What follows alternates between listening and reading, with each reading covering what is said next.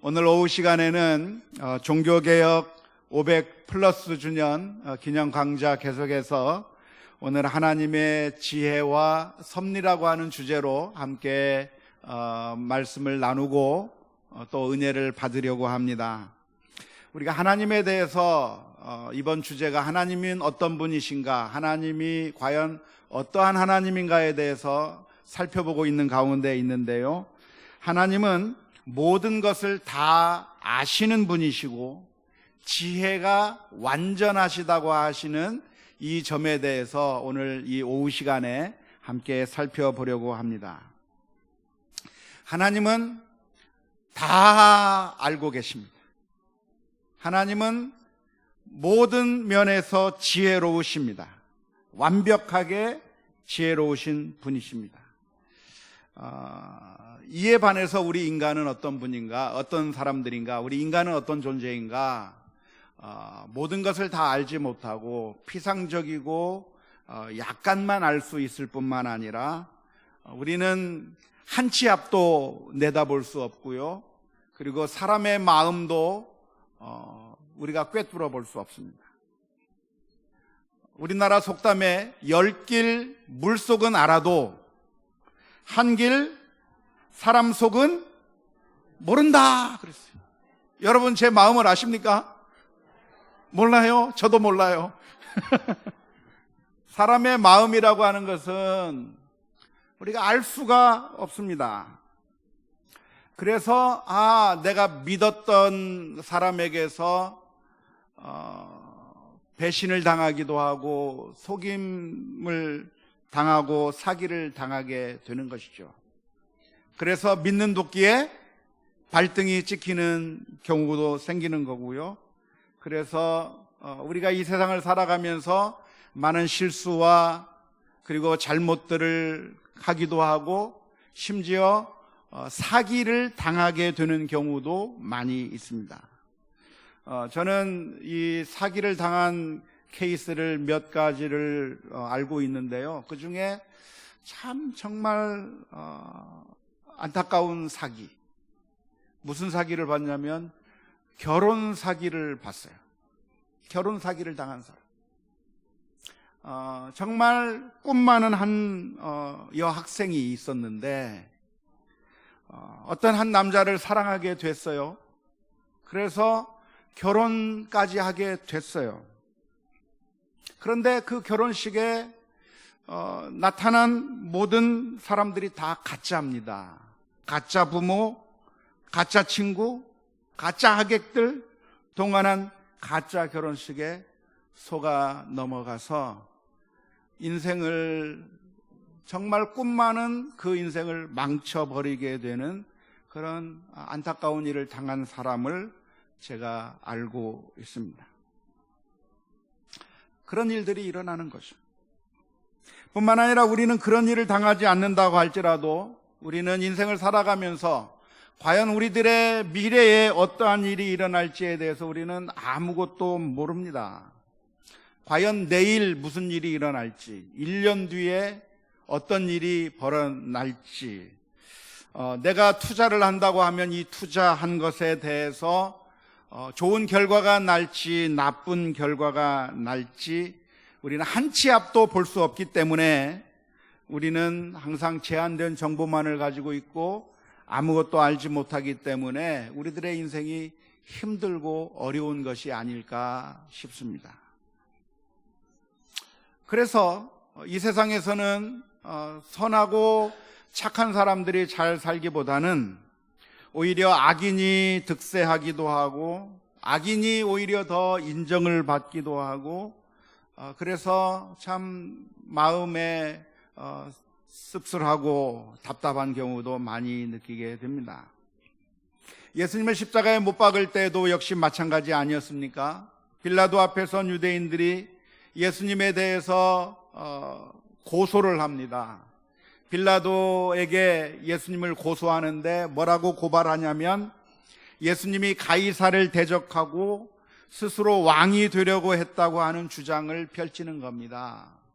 예수님이 왕으로 이 세상에 오셨고 그렇기 때문에 로마 황제를 배반하고 반역을 꾀했다고 하는 그런 정보를 빌라도에게 제공하는데, 예수님께서 말씀하신 것은 이 세상에서의 왕이 아니라 영적인 것이고, 내 나라는 이 세상에 속한 것이 아니라 하늘에 속한 것이고 영적인 차원이라고 하는 사실을 말씀하셨음에도 불구하고 결국 그러한 잘못된 정보와 음모로 인해서 예수님은 십자가에서 처형을 당하게 되는 겁니다.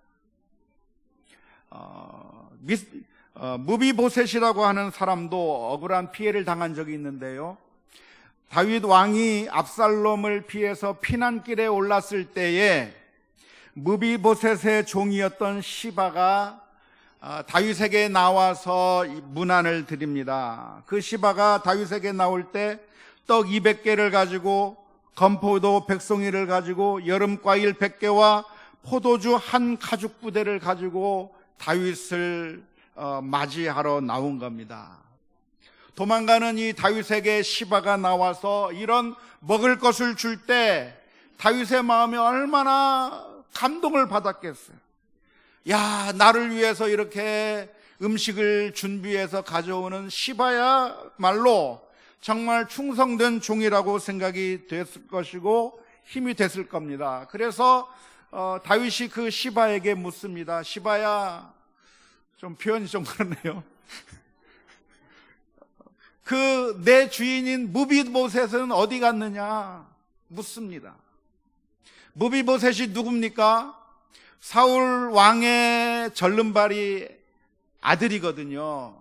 그 사울 왕의 절름발이 아들을 다윗이 품어주고 다윗의 왕궁에서 먹게 해주고 다윗이 사랑을 베풀었던 그 대상이었던 그 무비보셋은 보이지 않고 그 무비보셋의 종이었던 시바가 나와서 이런 음식을 제공하게 될 때 다윗이 당연히 무비보셋에 대해서 묻는 겁니다. 무비보셋이 왜 안 보이느냐 물어보니까 시바가 무슨 이야기를 하냐면, 왕이시여, 우리 주인 무비보셋이 이때야말로 절호의 찬스가 왔다고 생각하고 이제 다윗이 물러나게 되었으니 이제는 내가 사울 왕의 왕조를 일으킬 때가 되었으니 이 절호의 찬스를 일으켜서 반역을 일으키려고 그렇게 꾀하고 있다고 하는 거짓 정보를 다윗에게 전달합니다.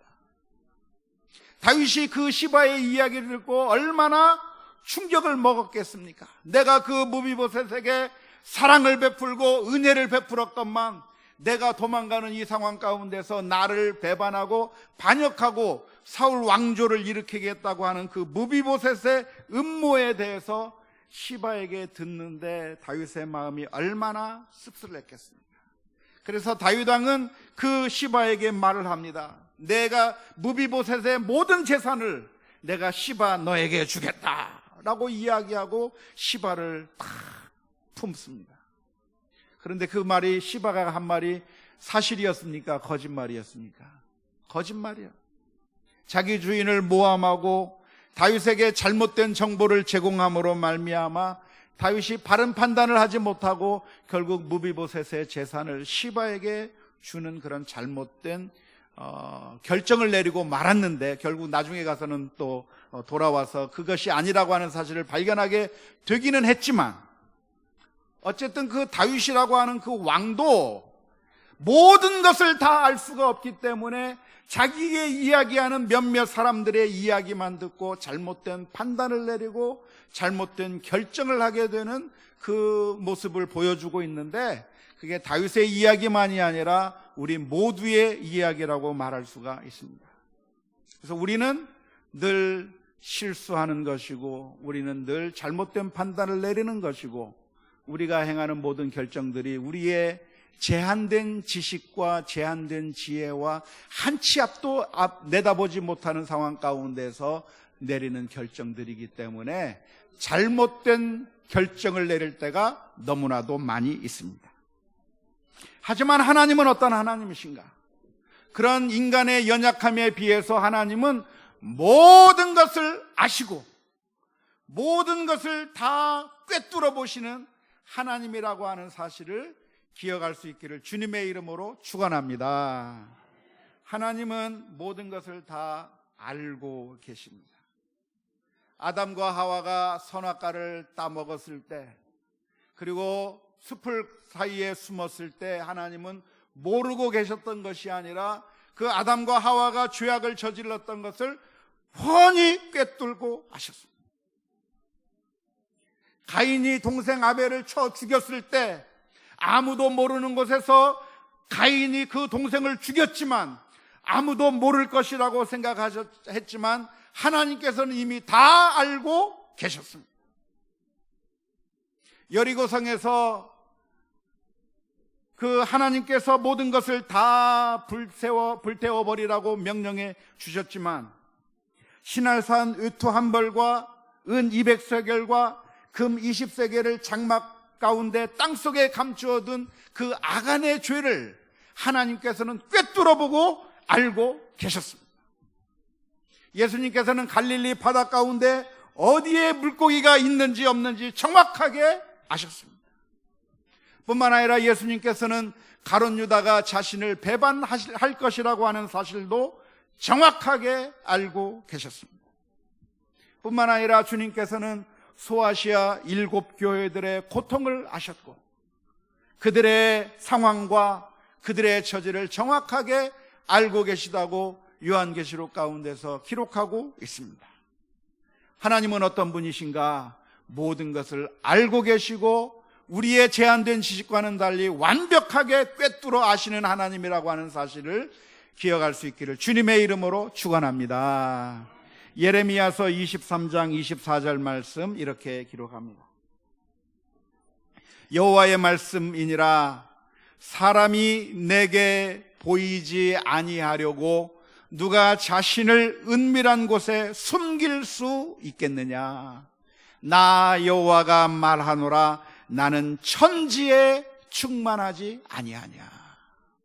우리 가운데 그 어느 것도 하나님에게서 숨길 것이 없다고 하는 사실을 기억해야 될 줄로 믿습니다. 하나님은 모든 것을 완벽하게 다 아시기 때문에 그 지혜에 있어서도 완벽하십니다. 지식만 뛰어나실 뿐만 아니라 지혜에 있어서도 완벽하다고 할 수 있겠는데요. 지혜와 지식의 차이가 무엇이죠? 지식이라고 하는 것은 책이나 경험을 통해서 알고 있는 정보가 지식이라고 한다면, 지혜라고 하는 것은 그러한 지식들을 자신의 상황과 처지에 맞게 적절하게 적용시킬 수 있는 능력을 가리켜서 지혜라고 말할 수 있습니다. 그러니까 지혜와 지식이 구분은 되지만 아주 밀접한 관계가 있어서 지식이 많으면 지혜가 많을 수 있고 그 지혜가 있어야 그 지식이 또한 충분히 적절하게 발휘가 될 수 있을 거라고 생각을 합니다.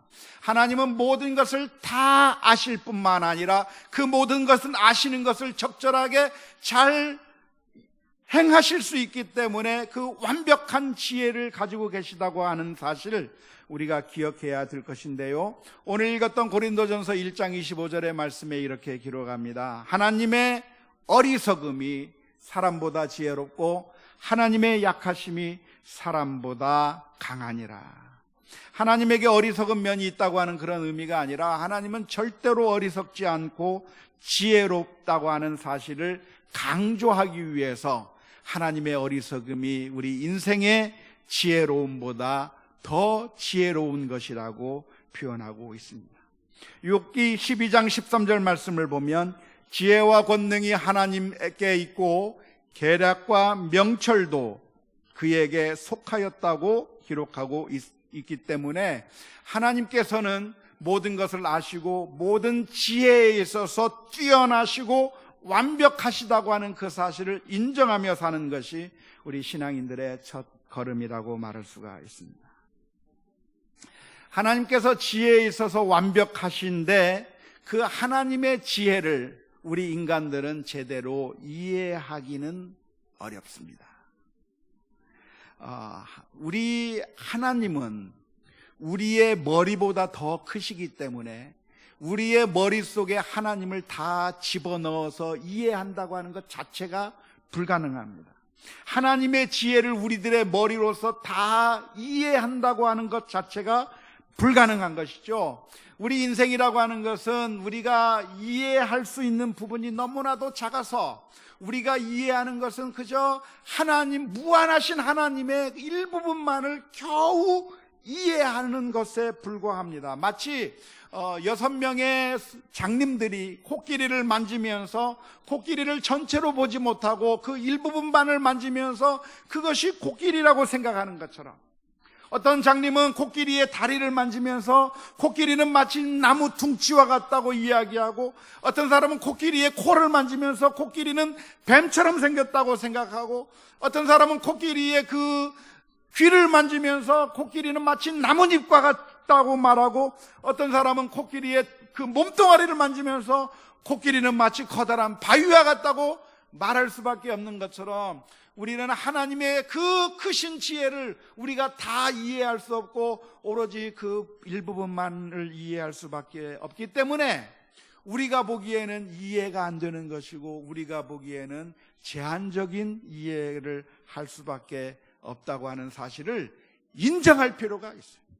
근데 우리 인생들이 마치 자신이 모든 것을 다 꿰뚫어 알고 있는 것처럼 그렇게 말하는 것은 교만한 태도라고 말하지 않을 수가 없습니다. 로마서 11장 33절의 말씀입니다. 깊도다 하나님의 지혜와 지식의 풍성함이여 그의 판단은 헤아리지 못할 것이며 그의 길은 찾지 못할 것이로다. 하나님의 그 지혜가 무한히 크고 넓은 것에 비해서, 완벽한 것에 비해서 그 하나님의 지혜를 우리가 다 이해할 수 없다고 한다면, 그러면 우리는 어떻게 해야 됩니까? 첫째로, 하나님께서 모든 것을 다 아신다고 한다면 우리는 위로를 받을 수 있을 줄로 믿습니다. 우리는 이 세상에 살면서 억울한 일을 너무나도 많이 당합니다. 사람들이 나에 대해서 거짓말도 하고 음해를 하기도 하고, 그리고 사람들이 말하는 그 말이 전부인 줄 알고 그래서 우리를 오해하게 될 때가 많이 있습니다. 저도 지금까지 살아오면서 사람들이 하는 수많은 많은 말들을 들을 때 가슴이 미어질 때가 참 많이 있습니다. 일일이 돌아다니면서 변명할 수도 없고 어떻게 할 수도 없는데, 나에 대해서, 나 자신에 대해서 사람들이 오해하고 또는 나쁜 말을 하고 비난하는 말들을 듣게 될 때 우리들의 마음은 너무나도 아파서 쓰러지기 그런 지경에 이르게 될 것입니다. 하지만 그러한 상황 가운데서 우리가 기억해야 될 것이 있다고 한다면, 사람들은 나를 바라볼 때 잘못 바라볼 수 있다고 할지라도 하나님께서는 나를 정확하게 알고 계시다고 하는 사실에 의해서 오늘 저와 여러분들이 위로를 받을 수 있기를 주님의 이름으로 축원합니다. 계시록 2장 3절 말씀을 보면 에베소 교회를 향해서 이렇게 말씀합니다. 또 내가 참고 내 이름을 위하여 견디고 게으르지 아니한 것을 아노라. 에베소 교회가 고통을 당하고 있는 그 모습, 세상 사람들은 그 모습을 보면서 비난하고 왜 저 교회가 저 모양 저 꼴이냐고 욕을 했지만, 우리 주님께서 그 에베소 교회를 보시면서 하시는 말씀이, 너희가 참는 것을 내가 안다. 너희가 그런 고난을 당하지만 견디고 게으르지 아니한 것을 내가 안다고 인정해 주시는 그 주님이 계시다고 하는 사실을 기억하면서 우리들이 위로를 받아야 될 줄로 믿습니다. 예수님은 나다나엘이 무화과 나무 아래에 있었던 것을 보셨습니다. 그 나다나엘이 무화과 나무 아래서 하나님 앞에 진실한 마음으로 서 있던 그 마음의 속을 꿰뚫어 보시고, 예수님께서 그 나다나엘을 향해서 하시는 말씀이, 내 마음속에 간사함이 없도다. 어떤 사람들은 그 나다나엘을 보면서 정치적인 야망가라고 비난할 수도 있겠고 못된 사람이라고 비난할 수도 있었겠지만, 우리 주님께서는 그 사람의 마음을 꿰뚫어 보시고 내 마음 가운데 간사함이 없도다라고 인정해 주셨다고 하는 그 사실을 보면서, 사람들이 나를 인정하지 않는다고 할지라도 하나님께서 나를 보시고 인정해 주신다고 하는 사실을 바라보며 위로를 받을 수 있기를 주님의 이름으로 축원합니다. 하나님은 어떤 하나님이십니까? 하나님은 사람들이 보지 못하는 것마저도 보시는 하나님이십니다. 우리가 신앙생활할 때 하나님 앞에 우리의 신앙이 서 있어야 될 줄로 믿습니다. 수많은 사람들이 신앙생활을 하면서도 하나님 앞에서 신앙생활을 하는 것이 아니라 사람들에게 보이기 위해서 신앙생활을 하는 사람들이 많이 있어요. 정말 많아요. 왜? 신앙생활을 통해서 사람들로부터 박수받고 인정받는 것이 그리워서, 사람들로부터 인정받는 것이 목말라서 그렇게 사람들로부터 인정받으려고 애쓰는 사람들이 너무나도 많이 있습니다. 내가 이만큼 수고하고 땀을 흘리고 주를 위해서 헌신했는데, 내가 주를 위해서 헌금을 이만큼 했는데, 내가 이 더운 날씨에 교회 청소를 이렇게 열심히 했는데, 내가 주를 위하여 이만큼 수고하고 애썼는데 아무도 아는 척 해주지 않으면 그때부터 마음이 불편해지기 시작하고 심지어 삐지기까지 하는 거예요. 그런데 주님께서 우리들에게 해주시는 말씀이 무엇입니까? 사람들에게 보이려고 너희 의를 행하지 말고 은밀한 중에 보시는 하나님 앞에서 하라. 사람들에게 인정받을 것이 아니라 하나님 앞에서 인정받는 그런 믿음의 생활을 해야 될 줄로 믿습니다. 나의 입술의 모든 말과 나의 마음의 묵상이 우리 목사님이 잘 알아주기를 소망해야 될 필요가 있겠습니까? 나의 마음과 나의 입술의 모든 말과 나의 마음의 묵상이 우리 성도들이 알아주어야 그게 좋겠습니까? 내가 했던 모든 것들을 사람들이 알아주는 것에 우리의 기대와 소망을 둘 것이 아니라 은밀한 가운데 보시는 그 하나님이 다른 사람들 전혀 몰라줘도, 제가 좀 목사가 부족한 목사여서 좀 우리 성도님들 수고하고 애쓰고 헌신하고 하는 거 일일이 보면서 칭찬해주고 격려해주고 해주면 좋겠는데 어떤 때는 한마디도 못하고 그냥 지나갈 때가 참 많아요. 그런데 목사의 칭찬을 받을 것이 아니고 누구의 인정을 받아야 됩니까? 하나님 앞에서 우리의 신앙이 인정받는 그것만이 참된 우리의 목표라고 하는 사실을 기억하면서 은밀한 중에 보시는 하나님, 모든 것을 다 알고 계시는 하나님 앞에 우리의 모든 것들이 드려질 수 있는 우리 모두가 다 될 수 있기를 주님의 이름으로 축원합니다. 두 번째로, 하나님께서 모든 것을 아신다고 한다면 어떻게 해야 될까요? 우리는 위로를 받아야 될 뿐만 아니라, 첫 번째는 위로받자고 그랬는데 두 번째는 두려워할 필요가 있습니다. 왜냐하면 하나님께서는 그 불꽃 같은 눈으로 우리의 은밀한 죄까지도 꿰뚫어 보고 계시기 때문에 그렇습니다. 우리가 지금 이렇게 거룩한 옷을 입고 근사한 모습을 하고 앉아 있으니까 괜찮아 보이지만 내 마음속 은밀한 곳에 숨어있는 탐욕의 죄, 내 마음 깊숙한 곳에 숨어있는 여러 가지 사악한 모습들이 다른 사람들에게는 발각되지 않는다고 할지라도 하나님께서는 그 모든 것들을 꿰뚫고 계시다고 하는 사실을 기억해야 됩니다. 하나님은 무엇을 보고 계십니까? 우리가 사랑해야 함에도 불구하고 사랑의 손길을 내밀지 않은 것,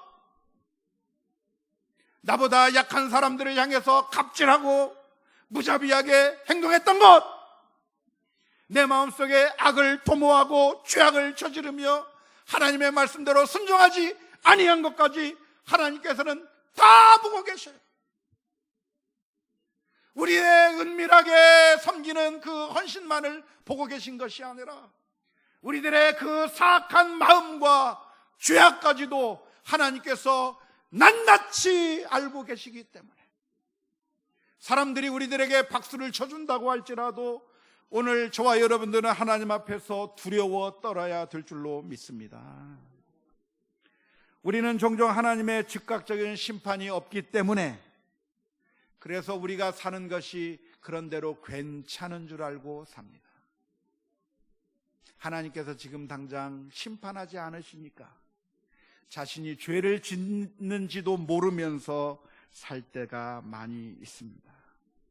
하지만 하나님께서는 모르고 계시기 때문에 심판하지 않는 것도 아니고 하나님께서는 심판할 수 없기 때문에 심판하시지 않는 것이 아니라 오늘 또 우리가 회개하기를 기다리시며 참고 인내하고 계시다고 하는 사실을 기억하면서 모든 것을 다 꿰뚫어 보시는 하나님 앞에서 우리들의 모든 죄악을 고백하고 두려워 떨며 회개의 자리로 나가야 될 줄로 믿습니다.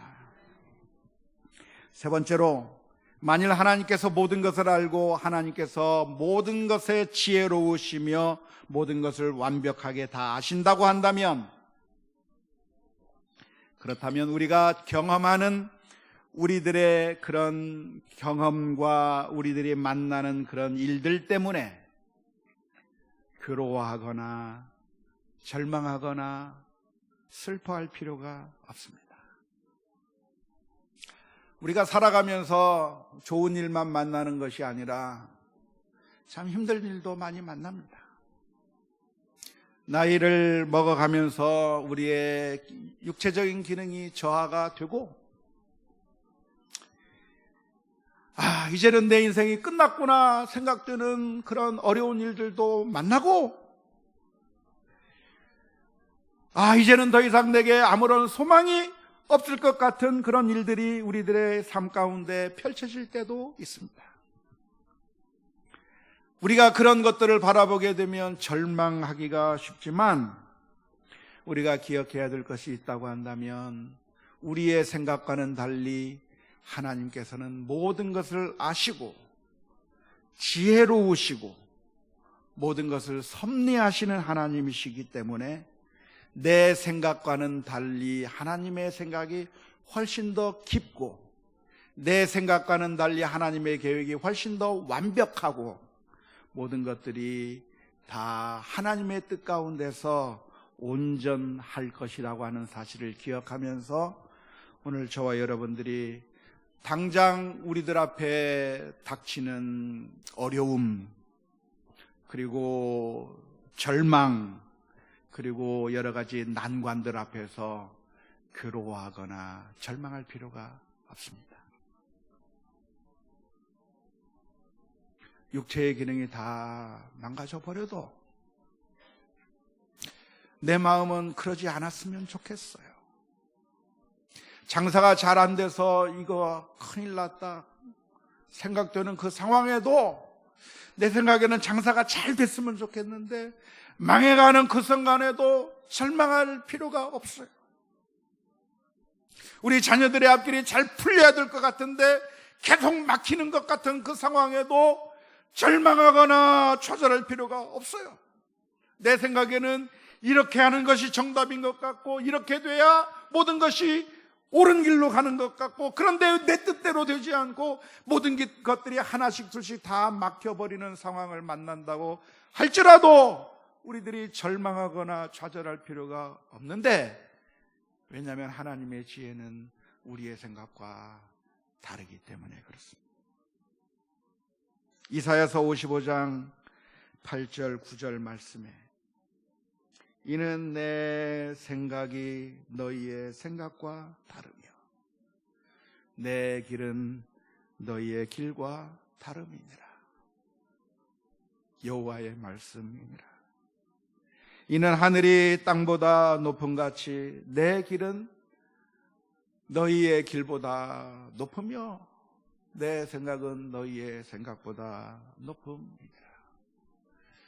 우리들의 생각에는 지금 이 문제가 해결이 돼야 그래야 살 것 같고 내 생각에는 지금 이 문제가 해결이 완벽하게 이루어져야 그래야 내 인생이 펼칠 것만 같은데 그런데 이상하게도 막혀버리고 다 막히고 우리의 경험하는 것들이 정말 우리를 절망의 구렁텅이로 몰아넣는 그 순간이 있다고 할지라도 그 순간에 우리가 좌절하고 절망할 것이 아니라 하나님의 지혜는 내 지혜와 달라서 훨씬 더 높고 깊고 훨씬 더 옳다고 하는 그 사실을 인정해야만 합니다.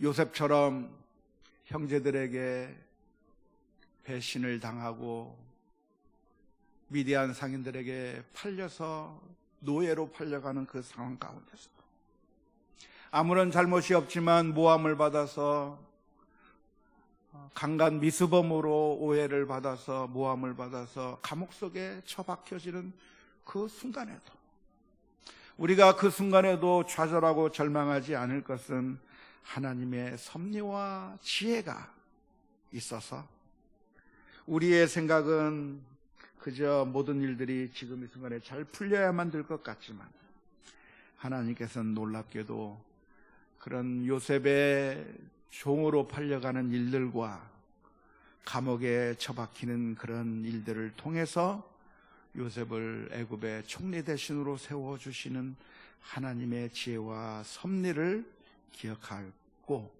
우리들의 눈앞에 펼쳐지는 것 때문에 일희일비할 것이 아니라 항상 감사하고 하나님 앞에 잠잠하게 서야 될 줄로 믿습니다.